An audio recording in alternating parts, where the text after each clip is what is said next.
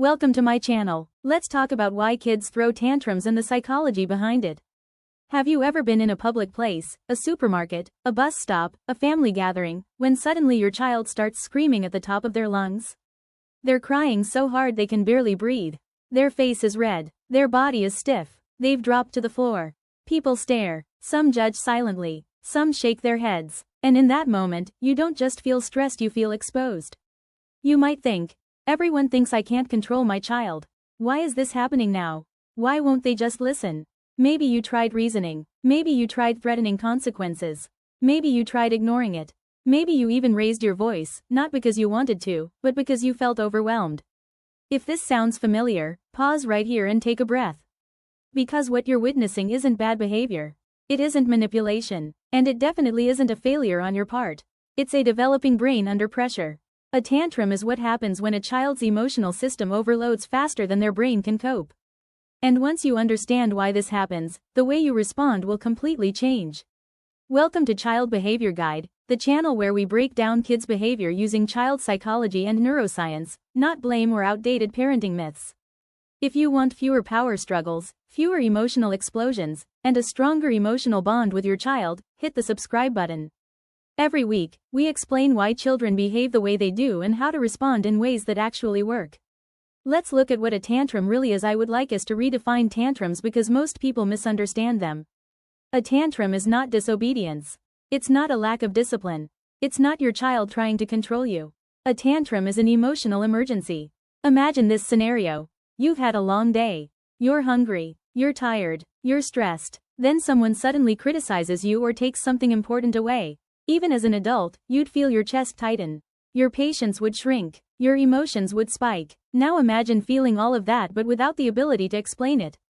Without coping tools. Without emotional memory. That is the daily reality of a child. Children experience emotions faster, stronger, and more intensely than adults. But they lack emotional vocabulary, impulse control, regulation skills, perspective. So when their emotions overflow, they don't act out. They fall apart. A tantrum is the brain's way of saying, I'm overwhelmed. I don't know how to fix this. I need support. Here are the 5 core reasons kids throw tantrums. Reason 1. Emotional overload. Children have a very small emotional capacity. Think of emotions like water in a cup. A good morning fills the cup a little. A loud noise fills it more. A missed nap fills it halfway. A small disappointment fills it to the top. Then something tiny happens, and the cup spills. Imagine this scenario. A child wakes up earlier than usual. Breakfast is rushed. They didn't get enough sleep. The house is noisy. Then you say, no, we're not stopping at the park today. The meltdown isn't about the park. It's about everything that happened before it. Adults stack emotions quietly. Children spill them loudly. Reason 2. Communication breakdown. Children often know what they want, but their mouth can't keep up with their brain. Example. A child wants water, but not cold, in the blue cup, without the lid. But all that comes out is, no, no, no. The frustration builds. The misunderstanding grows. The tantrum erupts. From the outside, it looks dramatic. From the inside, it feels trapped. Tantrums fill the gap where language hasn't caught up yet. Reason 3. Need for connection. Sometimes tantrums happen after separation, not disobedience. Example. You've been working all day. Your child hasn't seen you. You arrive home tired. You scroll on your phone. Your child suddenly starts whining, crying, or misbehaving. They're not seeking trouble. They're seeking reconnection. Children don't say, I miss you. They say it with behavior. Reason 4. Inconsistent boundaries. Children rely on predictability. Example. One day, screen time before bed is okay. Another day, it's not. To adults, it feels flexible. To children, it feels unsafe. Unclear rules create anxiety, and anxiety shows up as tantrums. Reason 5. Physical needs. 230. Many tantrums are biological, not behavioral. Think about how you feel when hungry, exhausted, overstimulated, sick. Now imagine being 3 years old. Most tantrums disappear after a snack, a nap, quiet time, reduced screen exposure. Let's dive into what's happening inside the brain. When a tantrum begins, the child's brain shifts into survival mode. Let's break it down. Keycap 1. The amygdala takes over. The amygdala handles fear, anger, and emotional reactions. During a tantrum, it becomes highly active, sounding the brain's alarm system. Keycap 2. The prefrontal cortex goes offline. This part of the brain handles logic, impulse control, emotional regulation, decision-making. It's still developing until around age 25. So when emotions surge, logic disappears. Your child is not choosing to lose control, their brain literally cannot access control. Keycap 3. Stress hormones flood the body. Adrenaline and cortisol spike. This causes screaming, crying, shaking, kicking, hitting. This is a physical stress response. Keycap 4. Logic is unavailable. This is why phrases like, calm down, stop crying, why are you acting like this, never work. The brain cannot process logic during emotional overload. Keycap 5. Co-regulation is required. Children learn how to calm down by borrowing your calm.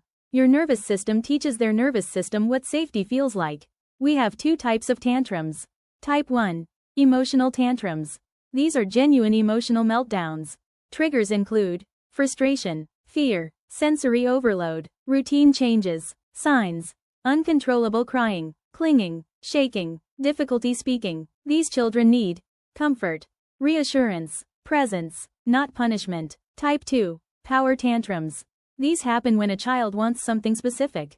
Signs: tantrum pauses to check your reaction, escalates when you give in, stops instantly once the goal is achieved. These children need calm firmness, consistency, clear boundaries, not negotiation. What parents should never do: never yell back, it escalates stress. Never threaten or punish in anger, it teaches fear, not regulation. Never shame, shame damages self-esteem. Never negotiate mid-tantrum, it reinforces the behavior. Never isolate completely, children need co-regulation. Never embarrass your child in public, the emotional impact lasts far longer than the tantrum. Here are the 7 psychology-backed strategies that you should implement. 1. Label the emotion. You're angry because you wanted the toy. This builds emotional vocabulary. 2. Stay calm. Your calm is contagious. 3. Offer limited choices. Walk or be carried. 4. Use a calm corner. A safe space for regulation, not punishment. 5. Use simple phrases. I'm here. You're safe. 6. Teach skills outside the tantrum. Books, role play, breathing exercises. 7. Be consistent. Consistency creates emotional safety. Tantrums are not a sign of a bad child. They are not a failure of parenting. They are a normal part of brain growth, emotional development, learning how to communicate. When you understand the psychology behind tantrums, you stop reacting with frustration and start responding with confidence, patience, and connection. If this breakdown helped you, like this video, subscribe to Child Behavior Guide, and explore our other videos where we decode kids' behavior using real psychology you can use every single day. You're not alone, and your child isn't broken. They're learning.